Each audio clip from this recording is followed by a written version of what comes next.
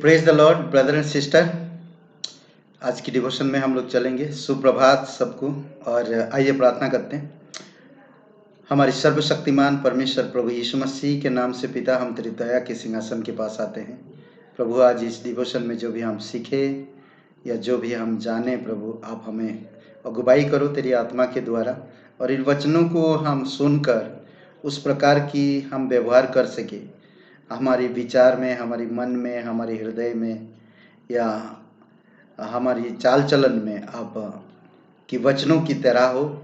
आपकी स्वभाव हो, आपकी जैसा हम सोच सके, आपकी जैसा हम चल सकें, आपकी जैसा हम बोल सकें, आपकी जैसा हमारा विचार हो सके। प्रभु आप हमारी मदद कीजिए। धन्यवाद प्रत्येक भाई बहन जो यूट्यूब देखते हैं, वचन सुनते हैं, आप सभी को ब्लेसिंग करना यीशु मसीह के नाम से मांगते हैं। आमीन आमीन। सबको जय मसीह की। आज हम लोग ये विषय में चलेंगे, हमारे हृदय। पवित्र बाइबल में हृदय, विचार, दिमाग या मन आदि शब्द हमारे अंदर क्या है उसे व्यक्त करना, उसे हम लोग थोड़ा सा व्यक्त करेंगे या उसके बारे में थोड़ा सा बात करेंगे। पवित्र बाइबल इस विषय में क्या कहता है। मन, विचार, हृदय, दिमाग, इन सारे शब्दों में पवित्र बाइबल क्या कहता है। ओके, और हम क्या है अथवा हम प्रतिदिन क्या करते हैं, यह हमारे हृदय की बातों के द्वारा ही निर्धारित किया जाएगा या किया जाता है, हमारे हृदय से ही। और कहते कि क्योंकि वहाँ या उसमें जो है वह उचित अथवा अनुचित गतिविधि की और मार्गदर्शन करता है। और दूसरा चीज हमें देखते हैं कि वही हम उसी प्रकार से काम करते भी हैं, उसी प्रकार से हम लोग, हमारी स्वभाव दिखता है, उसी प्रकार से हम रहते भी हैं। देखेंगे पवित्र वचन क्या कहता है। हृदय या विचार या मन, दिमाग, ये सारी चीजें हमारी अंदर है और हमें अगुवाई करता, और इन सब चीजों में हम लोग बढ़ते हैं, देखते हैं। ओके, और कुछ चीजें हम एक दूसरे से सीखते भी हैं कई बार, पर हम पवित्र बाइबल क्या कहता, हम एक विश्वासी होने के नाते हमें ये समझना होगा कि पवित्र बाइबल हमें क्या कहता है, वचन हमें क्या कहता है। मन, बाइबल कहता क्लियरली, मन सब बातों में धोखा देता है ना। यिर्मयाह का 17 अध्याय वचन 9 में कहता है, मन तो सब वस्तुओं में अधिक धोखा देने वाला होता है, उसमें असाध्य रोग लगा है, उसका भेद कौन समझ सकता है। ये क्लियर हो गया कि हमारी मन में बीमारी है और मन की विचार से हम चल नहीं सकते हैं। मन जो कहेगा वो मैं करूं, ये सही नहीं है, क्योंकि इसमें रोग लगा है, और ये रोग आप और मैं नहीं दूर कर सकते हैं, और ना कोई डॉक्टर इसको दूर कर सकता है। केवल परमेश्वर की आत्मा और परमेश्वर की वचन ही इसको दूर कर सकता है। और हर चीज में धोखा देता मन, तो इसीलिए केयरफुल रहिए, मन को संभाल के रखिए। आगे देखते, वचन बहुत अद्भुत बात कहता है। ये तो क्लियर हो गया कि मन सब बातों में धोखा देता है और वो बीमार में है। और जो इंसान बीमार में है वो कब किसको क्या रास्ता दिखा सकता है, क्या बोलते हैं आप? कोई बीमार व्यक्ति किसी को कोई रास्ता दिखा सकता है? तो इसलिए हमारा मन बीमार है। तो इस बीमारी हालत में हम क्या अच्छी चीज कर पाएंगे?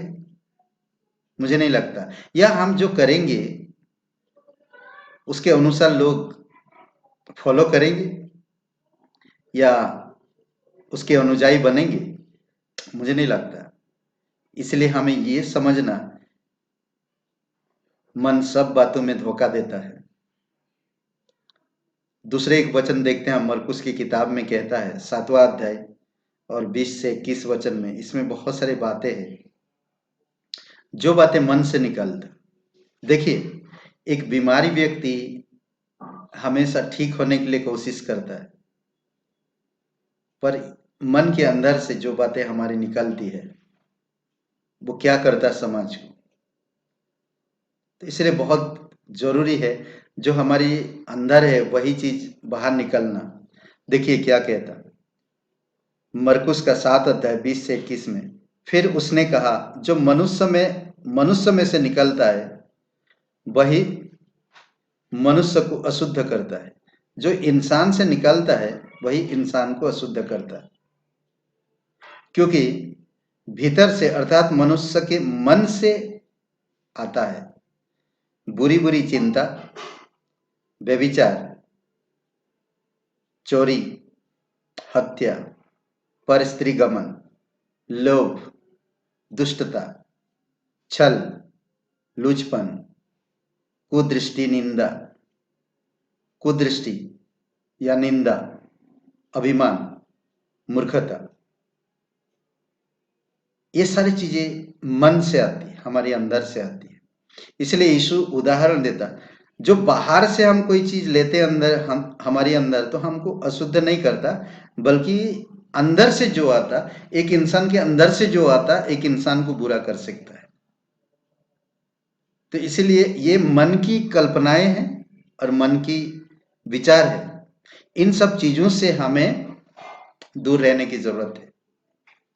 ये सारी चीजें क्लियरली बाइबल बताता है कि ये सारी चीजें हमारे अंदर भरा हुआ है। तो इसीलिए बहुत जरूरी है मन की रक्षा करना। नीति वचन का 4 और वचन 23 में, सबसे अधिक अपने मन की रक्षा कर, क्योंकि जीवन का मूल स्रोत वही है। मन की रक्षा करना, मैं कब कहाँ क्या विचार करता हूं, क्या किसको बोलता हूं, ये इंपॉर्टेंट है। मन के अंदर असाध्य रोग लगा है, उसका भेद कोई नहीं समझ सकता। आप समझिए, दो व्यक्ति में बात कर रहे हैं, उसके मन में क्या चल रहा है आप जानते हो? नहीं जानते। या मेरे मन के अंदर क्या चल रहा है वो व्यक्ति नहीं जानता। तो इसलिए हमेशा चौकसी रखें, मन को ध्यान रखें। सबसे अधिक अपने मन की रक्षा कर, क्योंकि जीवन का मूल स्रोत वही है। ओके, चलिए देखते हैं भजन संहिता में 44, 44, 20 और 21। यदि हम अपने परमेश्वर का नाम भूल जाते हैं या किसी पराये देवता की ओर अपने हाथ फैलाते हैं, तो क्या परमेश्वर इसका विचार ना करता? क्योंकि वह तो मन की गुप्त बातों को जानता है। अद्भुत वचन है, एक मिनट, अद्भुत वचन है ये और बहुत पावरफुल है। अगर मैं कोई भी बात, कोई भी चाल चलन, कोई भी चीज कर रहा हूं, तो वो बहुत जरूरी है कि परमेश्वर उसके बारे में जानता है सब चीजें। फिर भी परमेश्वर वैसा हमारे साथ व्यवहार नहीं करता, बल्कि या परमेश्वर को हम भूल जाते हैं, दूसरी देवता की ओर चले जाते हैं या दूसरे चीजों की ओर हम मन लगाते हैं ज्यादा।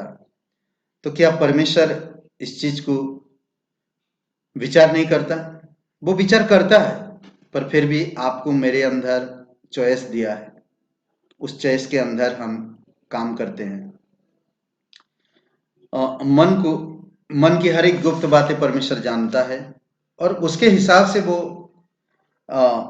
काम भी करेगा। तो इसीलिए अगर आज आप समझ रहे हो कि परमेश्वर आपके मन की बातें जानता है, विचार को जानता है, तो हमें परमेश्वर की अनुसार काम करने की जरूरत है।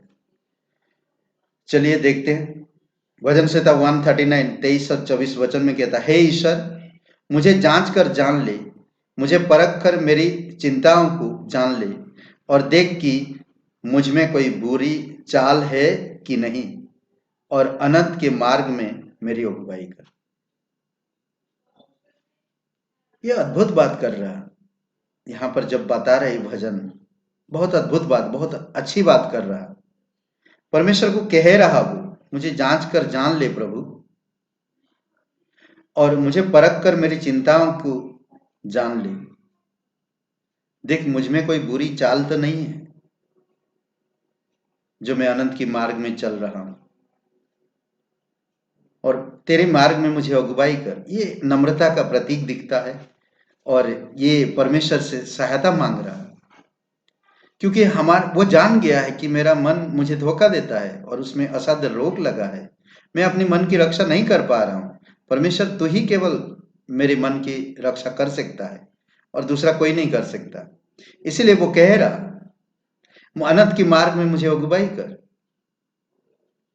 आखिरी एक वचन पढ़ते हैं, भजन संहिता 51:10 में, हे परमेश्वर मेरे अंदर शुद्ध मन उत्पन्न कर। हमें यही रोज प्रार्थना करना चाहिए, वचन पढ़ना चाहिए, और परमेश्वर से यही प्रार्थना करना कि परमेश्वर मेरे अंदर एक शुद्ध मन उत्पन्न कर, और मेरे भीतर स्थिर आत्मा नई सिरे से उत्पन्न कर। स्थिर आत्मा, स्थिरता, जल्दबाजी ना हो, क्रोध ना हो, लालसाएं ना हो।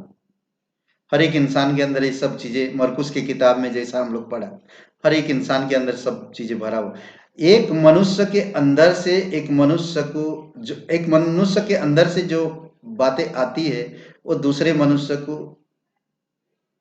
बुरा बनाता है।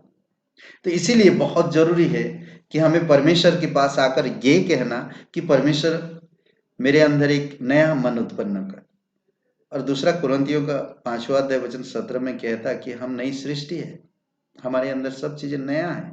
इज़िकियल की किताब में कहता है कि वो हमारी पत्थर का दिल हटाकर वो मांस का हृदय देता है, और हमारे अंदर स्थिरता का आत्मा देता है। इसलिए बहुत जरूरी है कि हम ये समझना कि परमेश्वर हमारी मन की बातें जानता है। भले हम बुरा भी कर रहे हैं, अच्छा भी कर रहे हैं, परमेश्वर फिर भी उत्तर नहीं देता या शांत रहता। ठीक समय पर वो सारी चीजें काम करता है। क्या आपके मन की बात नहीं जानता? सब कुछ जानता है, सब कुछ जानता है। हृदय, मन, हमारे मन के अंदर से जो चीजें आती है वही समाज को और मनुष्य को बुरा को बनाता है। तो इसीलिए हमें मन की चौकसी कर रखना चाहिए। ये केवल परमेश्वर के वचनों से ही हो सकता है, परमेश्वर की गुण से ही हो सकता है। हमें परमेश्वर से प्रार्थना करना चाहिए, कहना चाहिए कि परमेश्वर मेरे अंदर नई आत्मा या नई दिल या मन उत्पन्न कर, स्थिरता की आत्मा दे कि मैं स्थिर रह सकूं। आमीन, प्रेज द लॉर्ड।